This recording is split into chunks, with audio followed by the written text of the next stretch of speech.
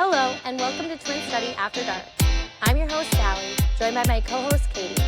We're identical twin sisters. We invite you to join us as we investigate our similarities and differences in all things life has to offer. Hello, and welcome to Twin Study After Dark Study Break. I'm your host, Sallie. And I'm your other host, Katie. And we are here today with a special guest. We have Alexa Darrin with us. Alexa Darrin is a spiritual coach, psychic medium, Angelic Channel, Akashic Record Reader, and life coach. Welcome. Hi, excited to be here. Thanks for having me. Yeah, I feel like you're more than that because I've looked at your website so many times. I'm like, you offer people so much. How would you describe yourself? Oh, thank you. And that's so interesting because I never know what to call myself. And which I kind of like. And I like to work with multidimensional women who like multi-passionate, and so I think it's really difficult for us to put ourselves in a box, but you have to call yourself something so people can understand what you do. I mean, spiritual coach is usually what I say, because it kind of feels like it encompasses everything in a way I can use all my different gifts and experiences. But yeah. Absolutely. Can you just briefly describe what it is you do, like how you got into kind of the psychic mediumship and reading Akashic records and being a spiritual coach? Yeah. So I guess first I can answer the question of sort of what I do, because the Akashic records are really the foundation of my work with clients. So I do offer, Akashic record readings as a single session, but in my 3-month, spiritual coaching program, then we use the Akashic records, the reading that I did for you, the soul profile, as a foundation of that work so that you can understand who you are on the soul level. Because I really believe and have seen that when you know who you are, you can have anything you want. So that is sort of like the guiding light behind everything. And so diving into the Akashic records to find out who you are on the soul level, what your gifts are, what your strengths, the energy you bring into the world, your intuitive gifts, right? Your strongest intuitive gifts, so we can develop those to connect you with your intuition. And then also so you can really get soul-centered confidence, because when you know who you are, that confidence just exudes from you because it's who you are. It's not wondering, oh, I'm interested in this, or I want to do this thing, or I want to do that, but I don't know why. You know where it comes from. It's who you are. So it's confidence that no one can take away. And so I feel that the Akashic records can be so empowering for giving you that jumping off point for getting to know who you are, and then continuing that journey as you develop your own intuition to be able to connect with your soul and yourself, and that confidence and that guidance moving forward.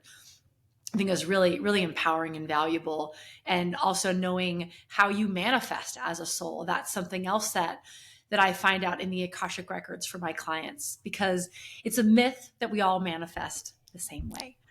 There are different ways that we experience our divinity. And when you learn the different levers that you can pull to manifest how you are uniquely designed to manifest, then it goes a lot faster. Vision boards don't work for everyone.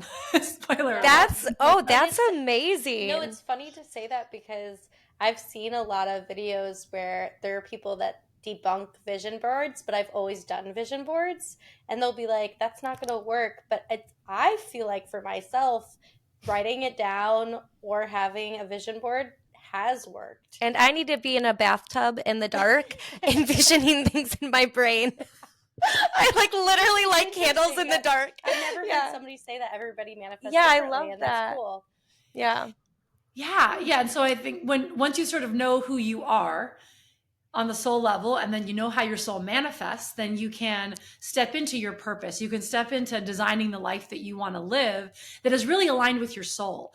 Because sometimes we think we want something, or we think that a path to get the thing that we want is the right path. But really could be societal conditioning, limiting beliefs that make us think that's the only way, the way we were brought up, the way past lives have influenced us, all this other energy that gets in our field that confuses us. And we're like, I don't even know who I am or what I want. All right. So if you can strip all that away, clear out your energy of everything that's not yours or that used to be yours and shouldn't be anymore. And then you can clear all that out, get clear on who you are, and then Your goals are more soul aligned. So that's going to be easier to manifest when it is in alignment with your soul. You become more magnetic. And then doing it in a way that's aligned, again, it just accelerates everything. And then it feels more fulfilling. And it just ripples out into the rest of your life when you start to look at, one factor. Okay, I'm going to figure out what my purpose is, what I'm meant to do. And it just ripples out, which is really cool. That's amazing. No, I literally, when you did our Akashic Records reading, and for those of you listening, it is like a 25-page deep dive. It's incredible. But I just felt so validated. Like a lot of the stuff on there, I was just like, okay, this totally makes me feel validated, and things that I even question about myself, like, you said it, like it was on there, and I was like, okay, this makes sense. I'm in the right direction. I'm going in the right direction. So it was really cool to see. How do you tap into somebody's energy to create a reading like this? So I access the Akashic Records. And so I'm not really tapping into, like a psychic would kind of feel into your energy and read you. So I'm accessing the Akashic Records in the 5th dimension, where all of the information about your soul's blueprint, all your lives, all the decisions that your soul has ever made, that's where I'm getting the information from.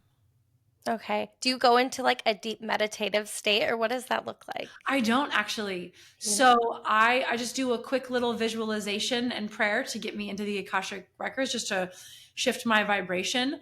And then it's very, for me, and you'll talk to probably a lot of other Akashic Record readers, they might do it differently. But for me, it's very like down to business.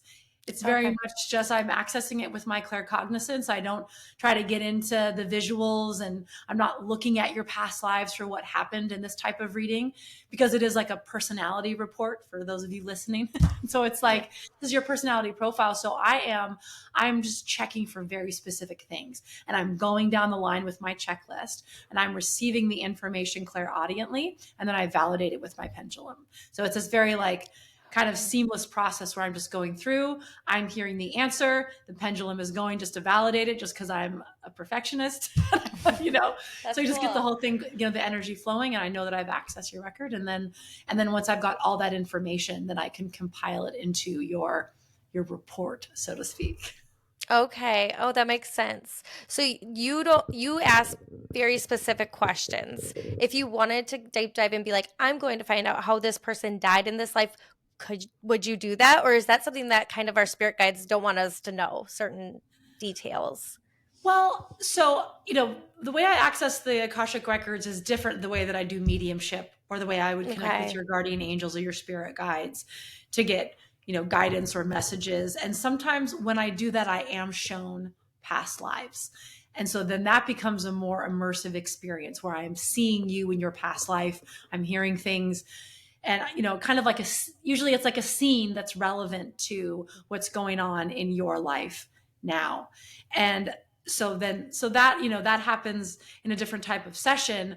But in terms of going into the details of your past lives, I think that it's fun to think about your past lives, but it's not always the most useful information. And so I think that's why the focus of the reading that you received, that's more focused on understanding who you are, because that's information that is validating.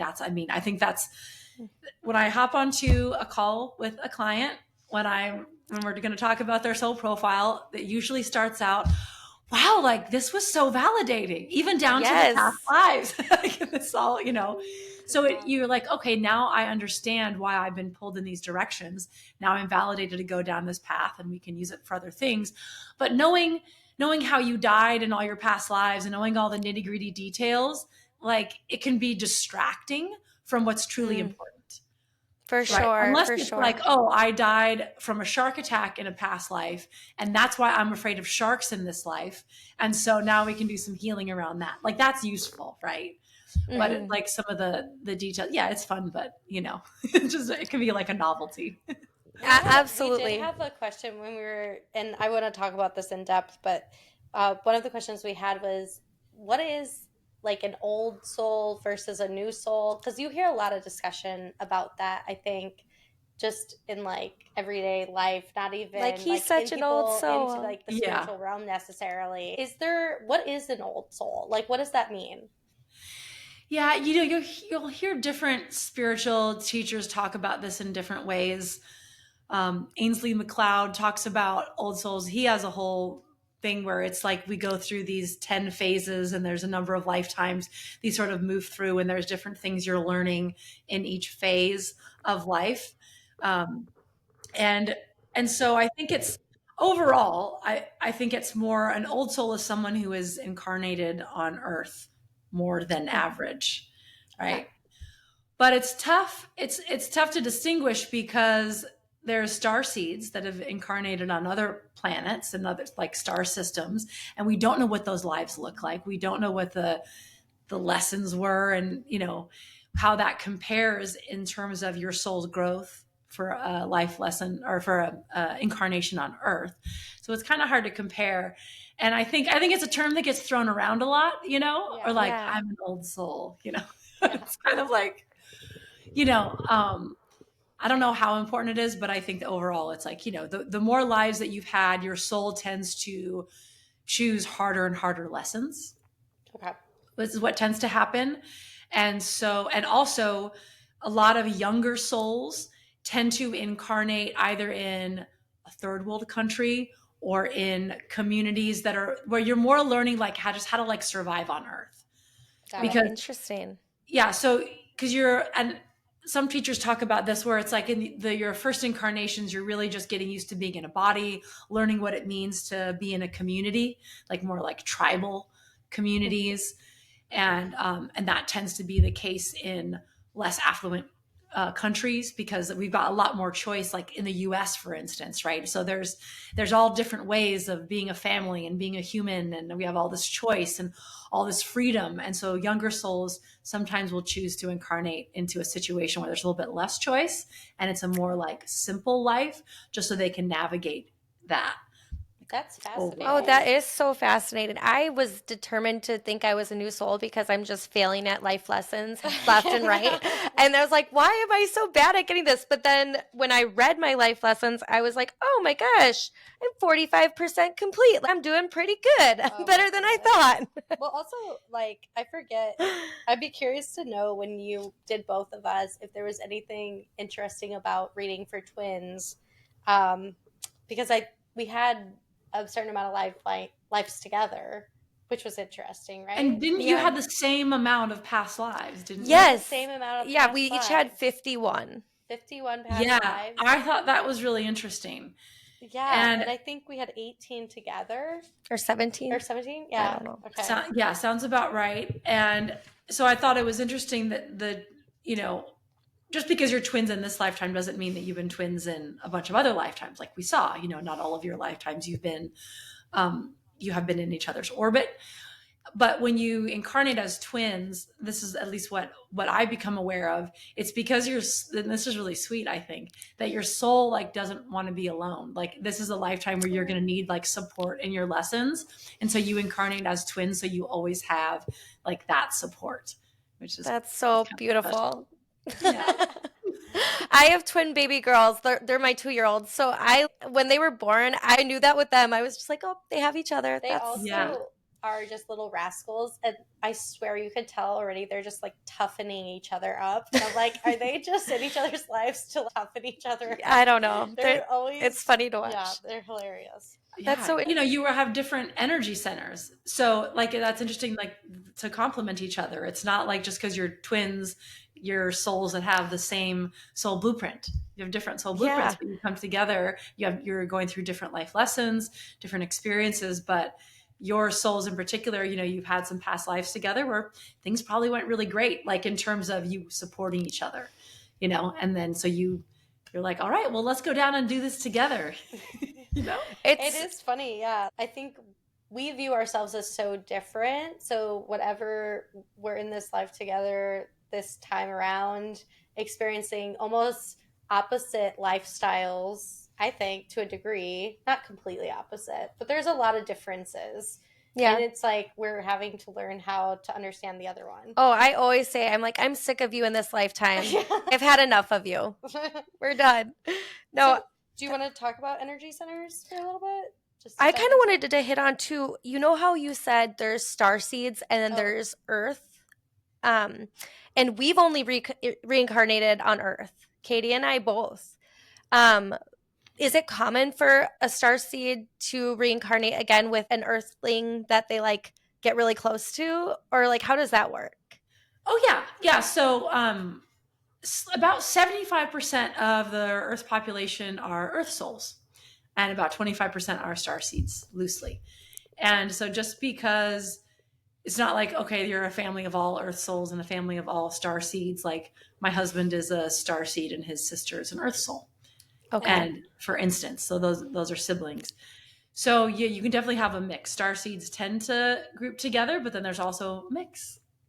Okay. Is there any identifier when you get to know a person and you're like, I bet they're a starseed? Like, can you tell just by certain characteristics or qualities, or is it pretty hard? So usually, and you two are the exception. Usually, Earth souls are not that interested in spirituality and in Interesting. alien theories and in the esoteric and in all these like other these topics like exploring tarot and mediumship and all this. That's usually star seeds that are interested in these exploring these realms of consciousness just as a whole, because the places that they come from, there are some star seeds that it's higher levels of consciousness, or they're more evolved, and part of the reason they are incarnating here today is to help to raise the consciousness of the planet, because where they came from, there's some that are more utopian places to incarnate, and Earth's pretty difficult down here. It's really like heavy. It's hard. This is like considered the Mount Everest of places to incarnate. So yeah, you two are like, yeah, Earth, let's go. Oh my gosh. I was curious too, like, so do you believe in like a soul family, or could you talk that a little bit for our listeners that don't really know anything about that? Yeah, so my understanding of a soul family is it's a group of souls. I mean, some people throw around numbers. They're like, it's 2,000 or it's 200, but it's a group of souls that incarnate together, and they'll like swap roles, so maybe one lifetime it's like, all right, you be the dad, I'll be the daughter, you be the mom. And then in another lifetime, maybe your coworkers, or, kind of rotate around. So just, you tend to, the people in your immediate family, you tend to have multiple lives with them. You kind of get tight with them. But you could also, someone in your family, it could be the first time that you've incarnated with them in like a family. So it's a whole mix. Cool. Because your soul group's pretty big. If you're all playing Mm-hmm. all those different roles, there's a lot of opportunity to mix and match. And, when your incarnation lines up with this incarnation, and, but then there are some souls that they get together and they're like, they really like incarnating together. Like my husband has been either an immediate family member or my partner in all of my lives. Every time I'm like, all right, it's time to come down, he's like, me too. Oh, I love that. Yeah. That's so cute. My mom's best friend, her and her son, they every single lifetime, they've had a ton of lifetimes where they've been immediate family or partners. So that happens where it's like, let's just stick together. And it's funny because then on the times when my husband's annoying me, I'm like, is he just triggering like a past life where we were siblings? Yes, right? Annoying brother. That's so beautiful. I love that. Because there's some people you just meet in your life and you feel like you know them already. Yeah, So you probably did. Yeah. Yeah, that's so beautiful. And even people that are only in your life for like a little bit. So like I before I was doing this full time, I was a creative director at an advertising agency, and my like best friend, he got a reading from me, the same one that I gave you, and I checked to see how many lives we'd had. We had a ton of lives together as like colleagues and friends. And I worked with him for, a few years, and, we don't really talk that much anymore, but we had a great friendship and really lifted each other up. And it was cool to see that even in these roles that feel like they're just tiny little supporting roles in your life, that those people have been in your life multiple times before, which is really cool. Oh my gosh, that's so beautiful. That's really cool. The people that come into your life for like a year or two, but they make a big difference. Yeah. I always kind of question, maybe we had a past life together, because like they come in, it feels like for a reason. Yeah, and you and connect then with them. that was probably a soul contract where you planned you plan for that to happen, to meet up in this lifetime at that point to help each other out with whatever it was. And then that soul contract kind of gets fulfilled, and then you go your separate ways. Absolutely. That's so cool. Can I ask you about the soul trainings in between incarnations? Yeah. So that was fascinating because I never thought about, well, I kind of did because of the movie Soul. Like, what do you do when you leave this present life? I haven't seen that movie enough. Oh, Katie's really? a Disney person. I'm a Disney person. Yeah. But that was interesting to hear. Like, you have a role out of this physical existence in between physical life. And I'm not sure if I'm using the right words. You could probably describe it better because you. Yeah. But even the roles though that you gave us too, just before you get started, they felt so Familiar? to our core. Like Right? they made sense. I was like, that would be something I would love to do. Like that sounds great. Yeah. I love it. Yeah. Yeah. So, we're busy in between lifetimes. We're not just kind of floating up in the stars and dropping in on mediumship readings. Yeah. Yes. How many roles are there? How many are there? I want to say that there's probably about 12 to 15. Okay. Yeah, I was so happy because one of mine was, shoot, I have my whole packet. See, like I printed it out. I'm I going know, to you did. keep it by my bedside. Homework. Yeah. But one of the ones I was like, this is so cute, was kind of like counseling or mentoring young souls that lost their lives, like when they die. Mhm. And I was just like, that's the most beautiful thing I've ever heard in my life. That sounds amazing. Yeah, there were like some really cool ones. So there are 16. There are 16 different soul trainings. Okay. In between lifetimes. The things that you do in between lifetimes, you choose things that kind of leverage your skills and interests on the soul level, and then those feed back into your strengths. So because people who are involved in healing doing that, then they might gravitate towards becoming a nurse or a doctor or doing Reiki or one of those things in the healing arts. So it kind of feeds each other. So you're always developing your skills as a soul and developing your strengths. So they all feed into each other, which is kind of cool. Yeah, cool. it's just like a big progression. Like we don't die and it ends. Well, and I thought it was like one of mine is life review counselor. I don't know if either one of you had that one. I think I might actually. So mine, it said I was on a council of sorts, but I'm no longer on the council. Oh yeah, on the Earth Council. Yeah. Okay. Yeah. Yeah. So the one that's a life review counselor. So when we pass over, we review the lifetime that's just passed and experiencing everything through the eyes of the other people we've impacted, and there are other souls then that help us to understand the life that just happened and all those choices and the implications, and to take the lessons from that. So souls that train in that, in the life review counselor, make really good counselors and coaches and therapists and friends who, are good listeners in this lifetime. So that is one of my soul trainings. So when I saw that, and I've got the counselor archetype, so that feeds into, one of the reasons that I am a spiritual coach, because this is the kind of thing I'm doing on the other side. So I bring those skills in here, and it's where my soul is drawn to because of my strengths and my energy center and all of that. So it just all feeds into each other.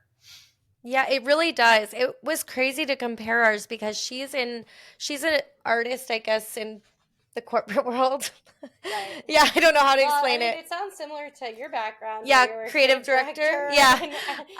So like a lot of hers was like creation of foundational structures and stuff like that. Like all your papers were like putting things together. I don't even know how to understand it. Mine, and she's like, "Your life sounds so boring." Yeah, I was like, This "This sounds." Yeah, mine is like. Yeah, like love and compassion and teaching. And I was like, this is exactly me. I love it. But yours just sounded so business. I was like, no wonder your work is everything to you. It's not everything It's to me. it's very important to her. It was interesting. I wanted to touch on the primary life lesson. And so there's typically a dominant primary life lesson. Mm-hmm. Could you explain that a little bit? Yeah, so we choose a primary life lesson, the main one, and then we choose a secondary one. There are other lessons that we learn as well, because it's Earth and things happen. So once you complete, your primary life lesson, then the secondary one comes to the forefront and other lessons will rise up. And it usually takes you a few lifetimes to complete a life lesson. And really these are you can think about them as themes that you're exploring.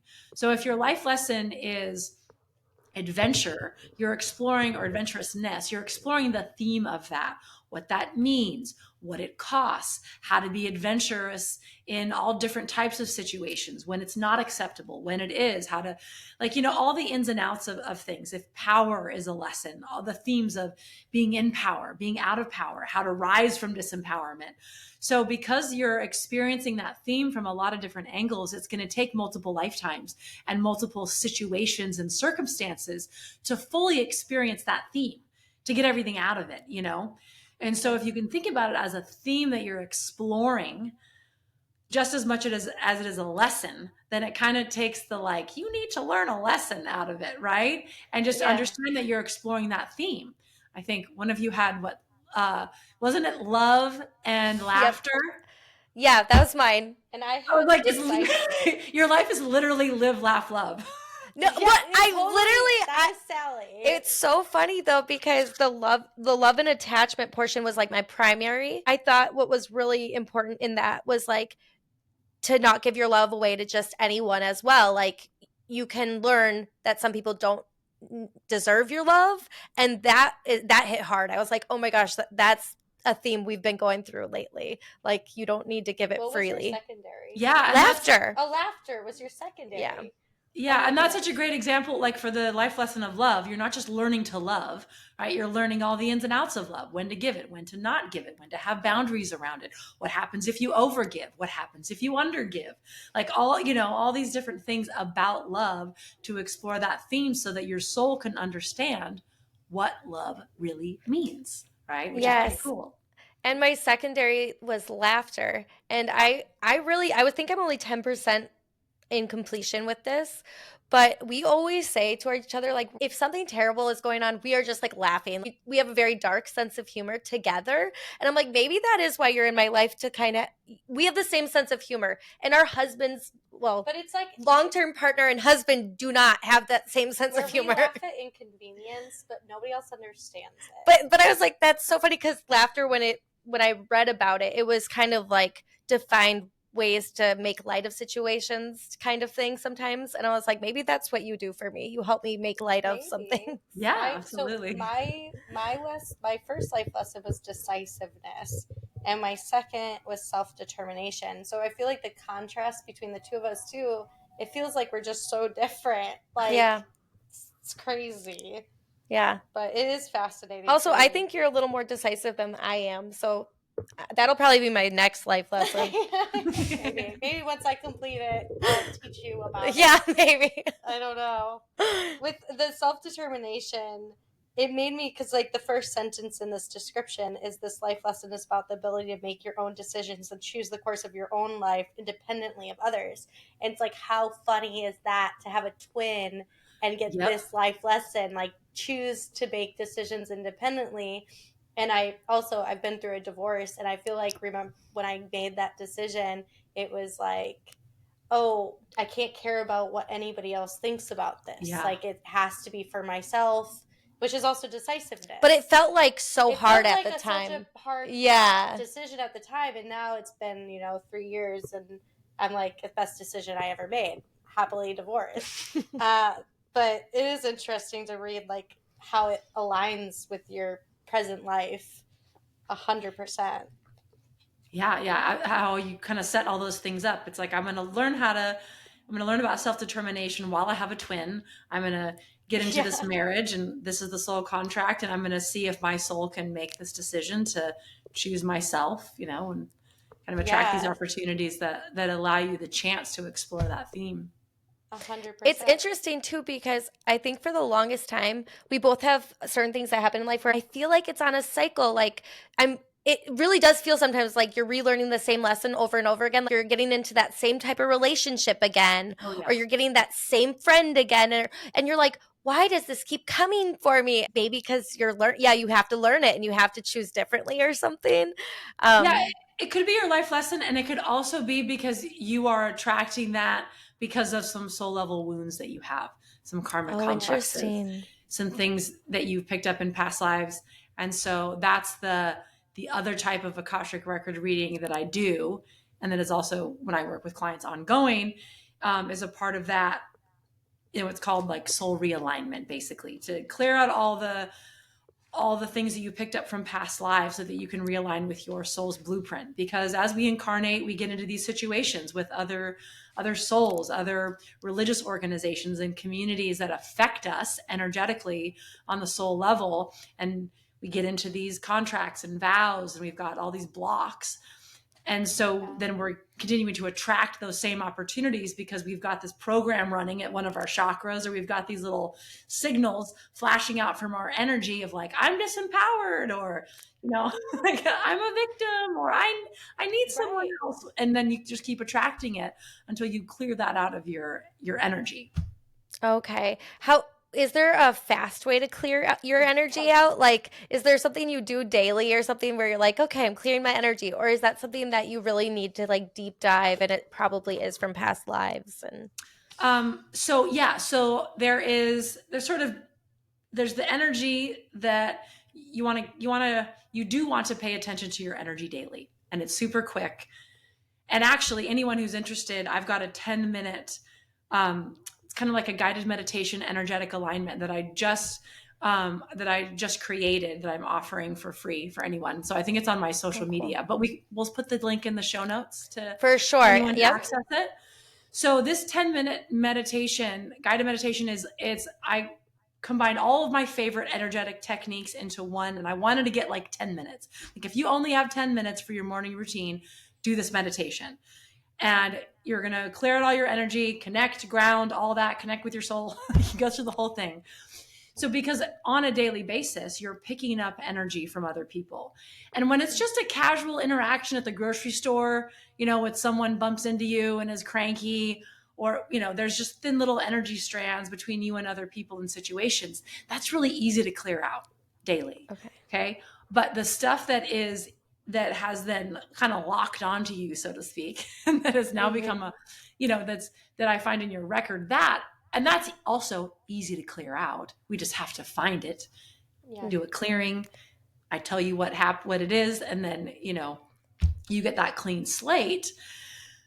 It's just, you have to know how to find it, basically. So there's that two different kinds of energy. The stuff that's really taken hold because it's from repeated patterns, and like a relationship with like a family member, right? The energy cord between you and your mom, that's a lot thicker. Sometimes there's some knots in it. There's a lot more going on between the people that you have complicated family relationships with than with someone that you've just encountered, maybe a couple times, or an acquaintance. And so for that, because it's not only in your energy, it's become a part of your behavior, then it takes a little bit more, because we've got to clean it out of your energy.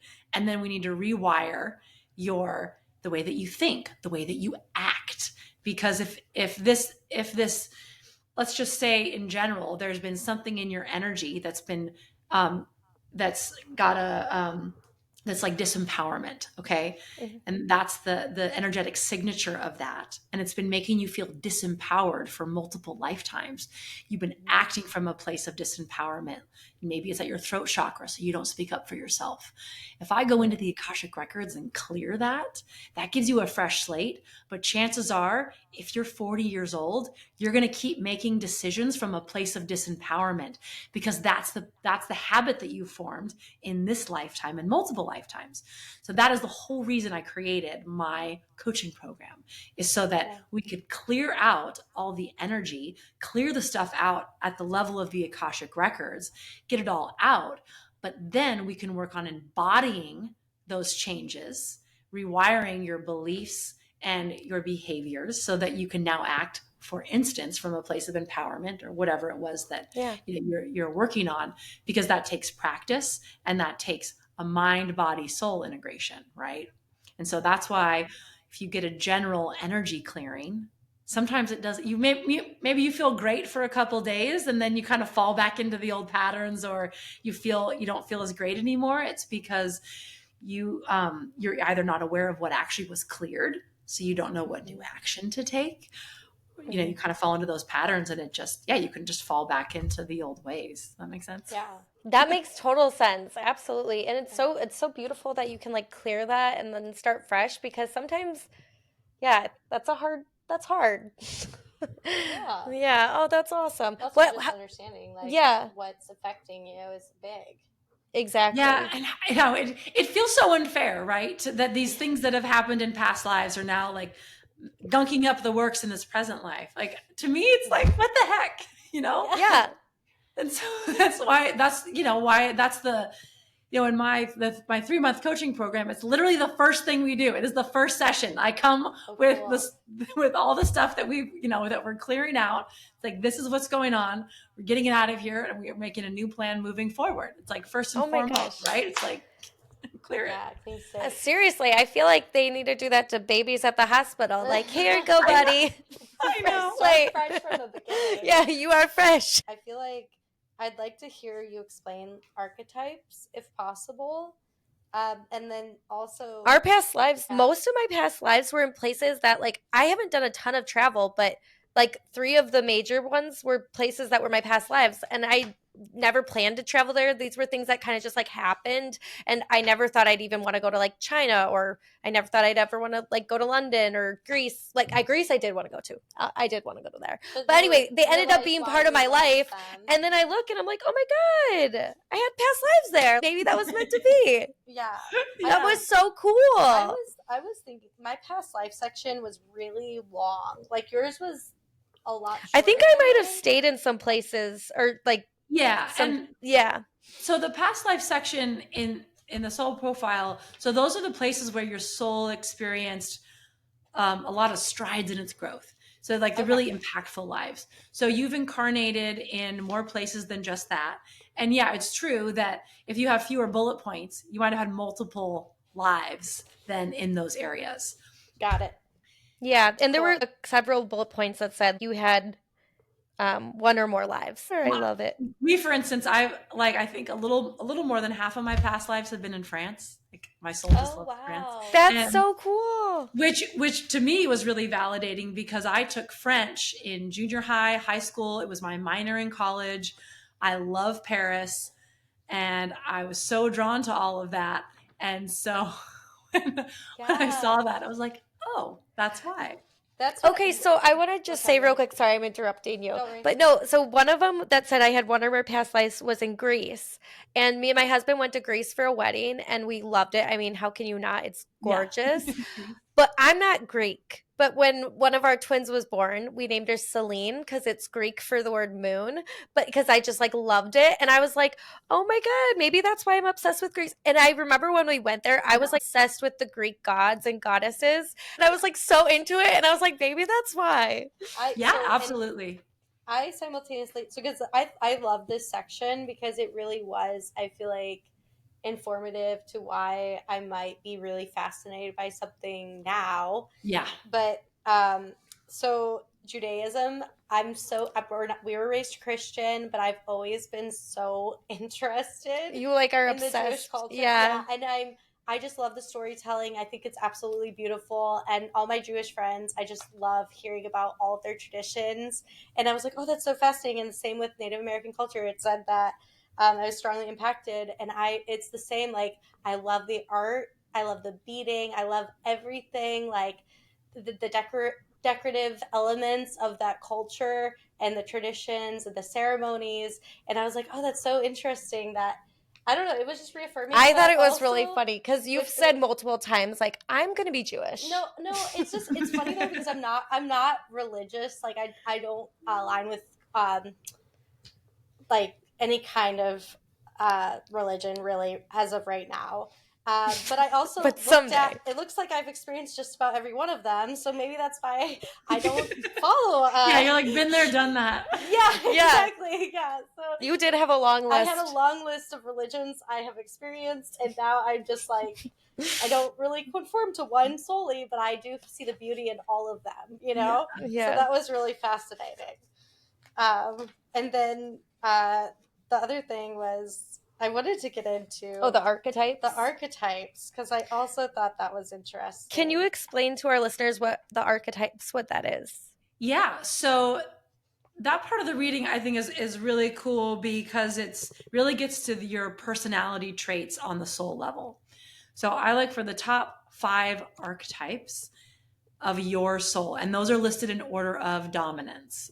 So that's like your primary ones at the top. So Cool. yeah, just personality traits. These don't change from lifetime to lifetime.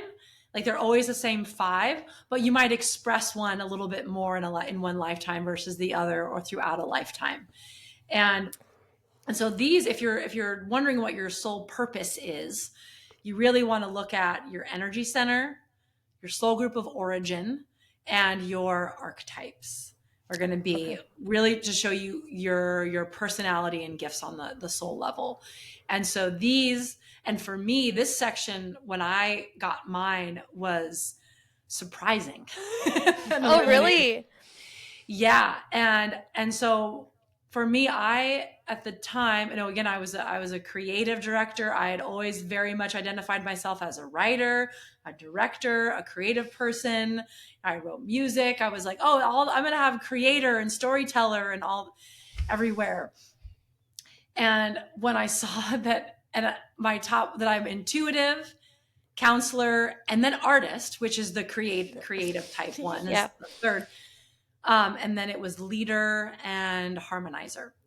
Wow. And I was so surprised to see intuitive and counselor at the top, because I had been really interested in psychic development and diving into spirituality. But how old was I at the time? Like 38 or 39. This was something that I went, decades of my life not being into spirituality, not being into being curious about talking to angels or any of this stuff. And so it felt like it was like, why am I so interested in this? Like, why am I wanting to dive into the Akashic Records and getting curious about psychic development? Like, who do I think I am?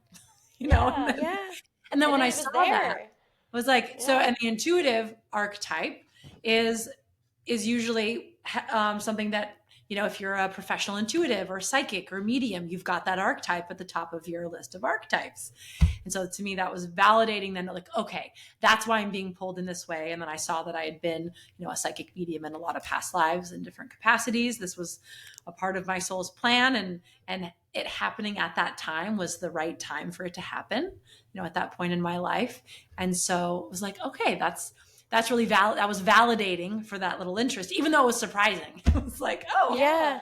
It I was kind of like, gives you like, where's the storyteller one? Where's the creator one? Where's all the No, and I thought it was really crazy because I've always known what I wanted to do in this life, at least for a profession, since I was I told you, work is everything to her. 7 years old. Like, I was like, this is what I need to do, and I felt so drawn to it, and honestly, to the point of like anxiety ridden, drawn to it, like this has to happen.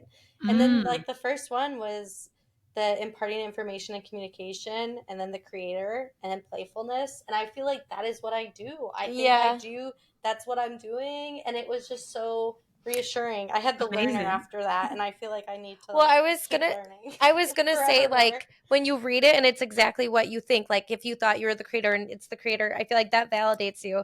But also if you read it and it's something different, it kind of like gives you the extra encouragement. You do have this in you. Like, this is important. You can do this, because sometimes you have that seed of doubt where you're like, no, I wouldn't be any good at that, or something like that.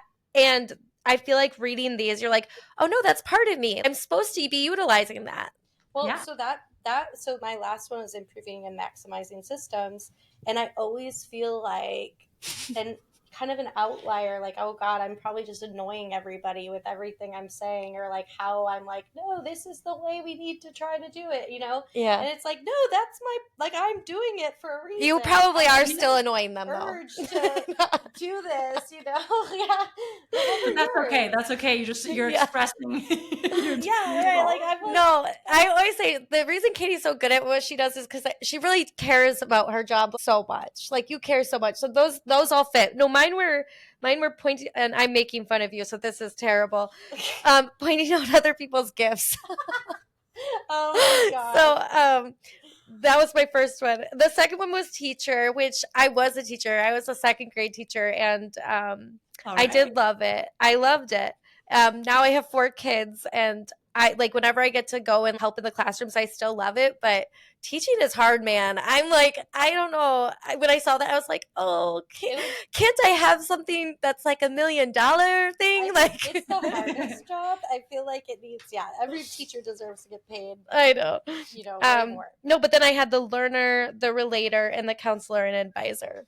Okay, cool. Yeah, Which I feel like, people-oriented, yes. Very people oriented. Yes. So, yeah, it was really cool to see. So, the archetypes are just kind of things that you bring into this world, and then that you can, like, that's But what you give to people. Change, right? That's what. Yeah, they don't She change said- from lifetime to yeah. lifetime. So those are your gifts / personality traits on a soul level. So looking at those can give you clues as to what you're going to be really good at and what's going to be in alignment with your soul. Because if you can align everything that you're doing, or as much as what you're doing as possible, to your energy center, because that's the core of the energy of who you are, and if you're living your life that's in alignment with that energy center and with your archetypes and your soul group, like if that's all aligned, then that's when life's going to feel more easy, more magnetic. You're going to experience more synchronicities because you're on the right track. You're being your true self, being your authentic soul self, right? And if you're going to go against that, things are going to be harder. If you're going to try to fit yourself into somebody else's mold or to do something that's not a gift of yours, you can try to muscle your way through it, but it's going to be a heck of a lot harder than if you just leverage your soul level gifts and traits, right? Oh my gosh. Yeah, that's so cool to think about. And I honestly don't even think we touched on energy center very much. Did we even touch on that? But that's like the first thing that you go over, and you just mentioned it.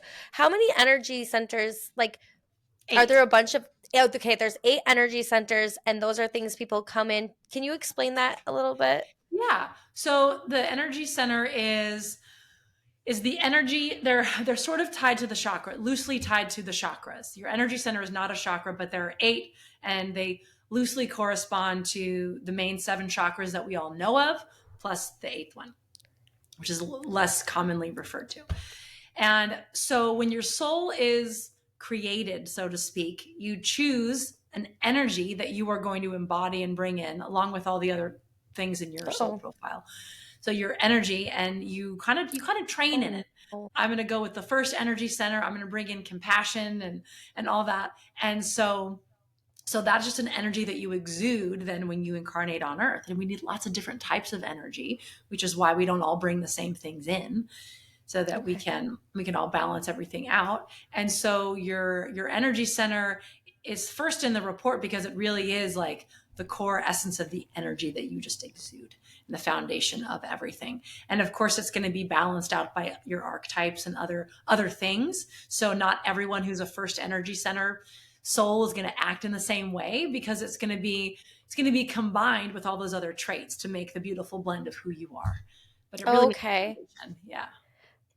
Is there any energy center that it's like a negative energy center? No. Like, can you? Oh, wow. Okay, that's good to know. Look at you. Yeah, and most people have just one, but then sometimes you will train, so to speak, in a second energy center, and you'll bring that to like a lesser degree, and then they'll sort of balance, and the goal of your soul would be to exude both, and to bring in both energies, and to make decisions aligned to both energies.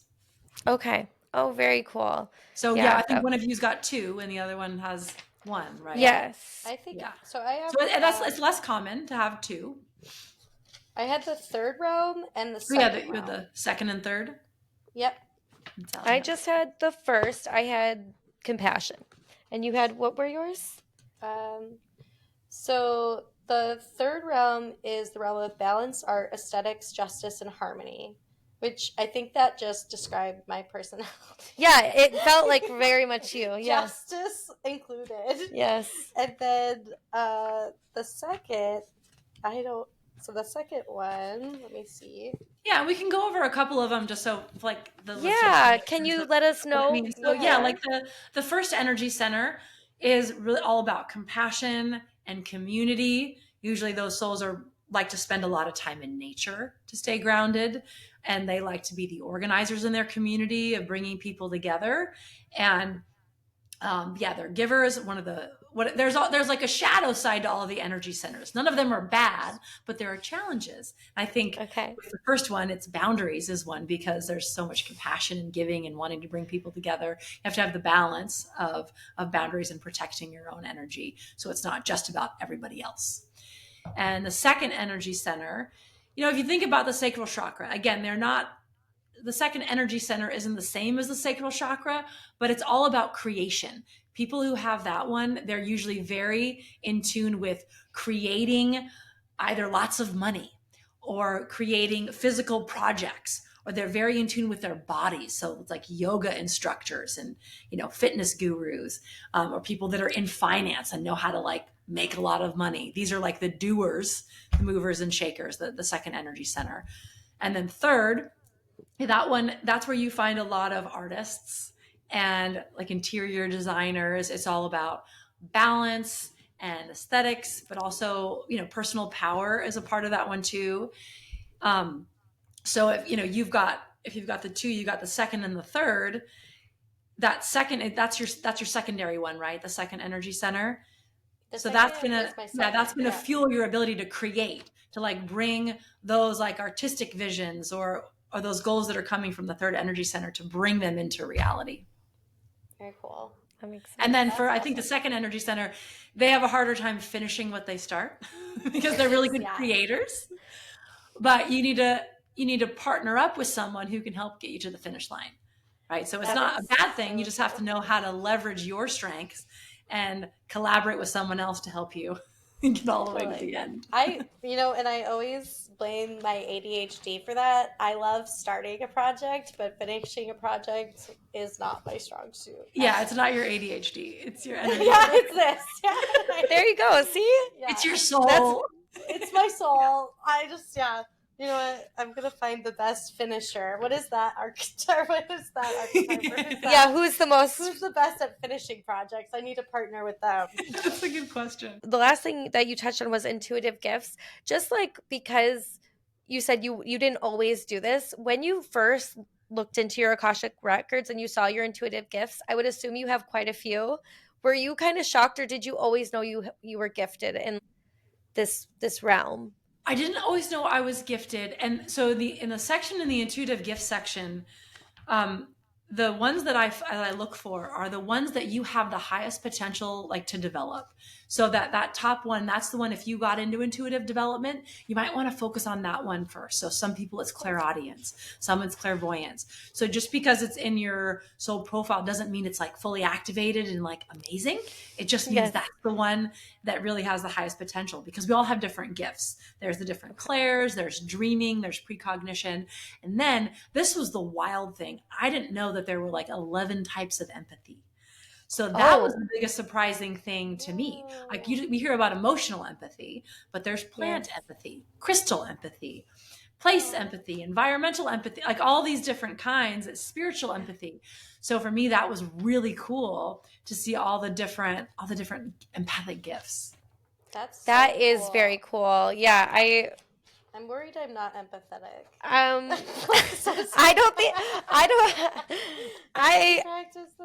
I think you can decide that on your own. You don't have the gift of empathy. Let's see, because Katie, you didn't have any. Just that doesn't mean that you can't express empathy for other people. That's a different, right? Like people who are emotional have emotional empathy. It's like it's more extreme, and it can, if you don't know how to manage it, it can be really difficult. So can I officially say emotional and intellectual empathy? You had two types, Sallie. Yeah, yes, I was like, can I say I'm an empath? You know how everyone's like, I'm an empath. Can I say that? Yes, you are an empath. You're an emotional empath. But it's not a badge of honor. It's not a curse. It's just the different ways that your soul experiences itself and other souls. And just because you don't have emotional empathy doesn't mean you can't have empathy for other people. Just because you don't have intellectual empathy doesn't mean that you can understand where someone else is coming from, intellectually. It's just a gift. You have this like heightened level ability to kind of get into that energy. And there's, who knows what the reasons are for all these things, but it's for your soul, and there's not a right answer.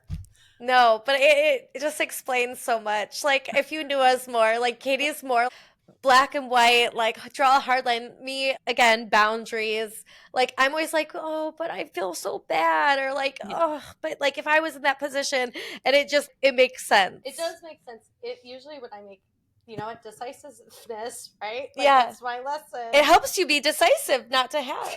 Not to have this one. Yeah. right. So yeah, I mean, empathy can be a burden and a curse, right? Or like a burden and a blessing. Like it just depends on how you interact with it.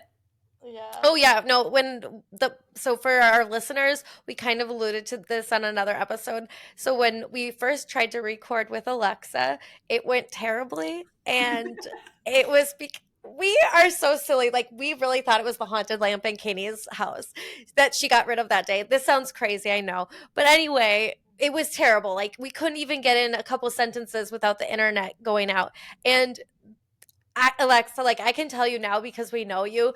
I like came home and I was so upset. My husband was like, "Why are you so upset? Like, these things happen." And I was like crying, and I was just like, "I just feel so terrible. Like, we wasted your time." And I was so upset. And he's like, it doesn't need to be like this." But I do get really emotional. I'm highly emotional, and I just feel bad really easily about things. Yeah. But I'm glad today worked out. Oh my god! Yeah, because we I know, we were going to.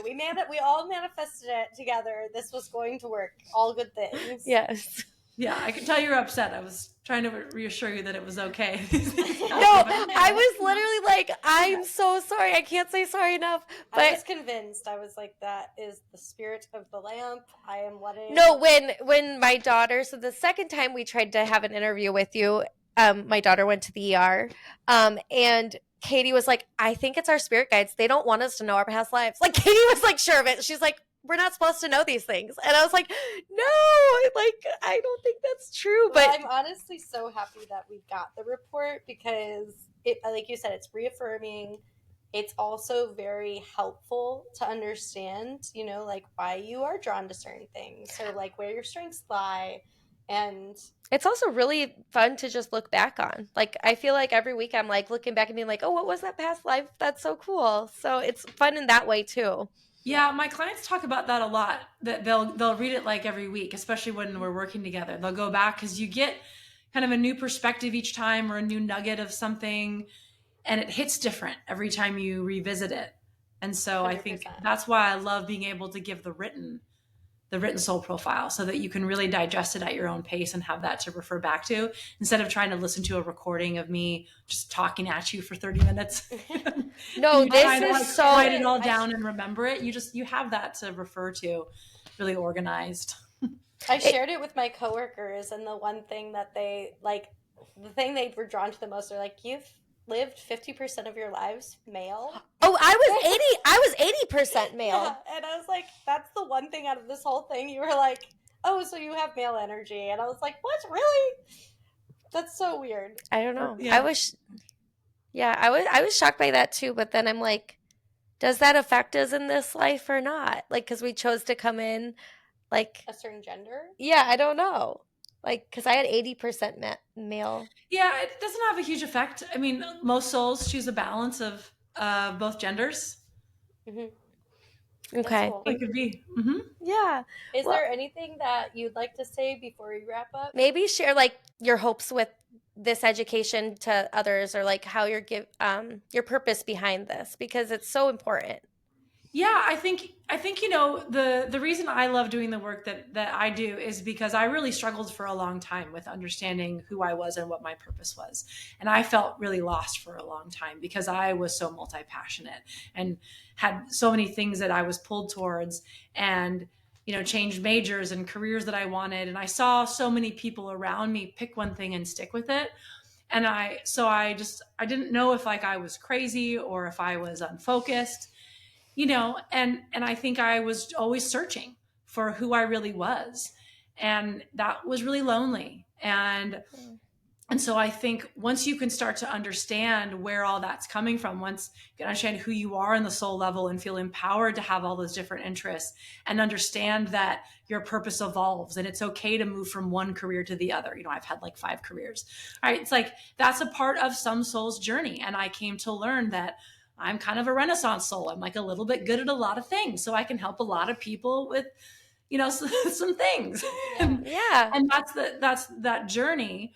And some souls, like my husband, know that they're going to be a trumpet player from the time that they're 9, and then that's what they do for the rest of their That's life, cool. right? And that's okay. And just because you're multi-passionate and it takes you a while to experiment, like that's not wrong. That's just your journey. And there's a way to integrate everything and to feel good about yourself and to feel empowered. And so if I can help people then to understand who they are on the soul level and to clear out all that gunk that's in the way of them understanding who they are and trying to manifest what they want to manifest and live their biggest, boldest vision for this life, that feels like that's my purpose. And based on all the things that I've gone through, that's really empowering for me. And so, hopefully I do these things, and I love having these conversations and putting myself out there so that I can reach people who were like me and who were looking for encouragement and guidance and a path forward to really just embrace the beautiful multifaceted nature of who they are. Oh, that's so beautiful. I love that you say that, especially in a world where we have these structures in place that life needs to go a certain way, or you do need to stay in a career, or even if you stay in a career and you're like, I never explored anything else, was I supposed to, type thing. This is so important for people. And I thank you so much for doing the work that you do. Truly, you're incredible. And you're so brilliant and smart. I can't even talk. I say every other 2 seconds, but I'm like, how you articulate yourself, that's a gift of yours too. And thank you so much for sharing it with us. Absolutely. Thanks so much for having me. It was a pleasure. Yes, finally we did it. Oh, well, thank you so much, Alexa. For our listeners, I will put all her information, her website, her Instagram. I believe you have a TikTok as well. Yeah. And okay, the free TikTok meditation, we'll link that. Yeah. Oh, perfect. I'll put those in our show notes, and we hope everybody enjoyed Alexa Darrin. Hi everyone, it's Sallie. We're going to leave our story there for today and pick up next week on Twin Study After Dark. If you've enjoyed our podcast today, please rate, review, and subscribe. We'll meet again next week for more Twin Study.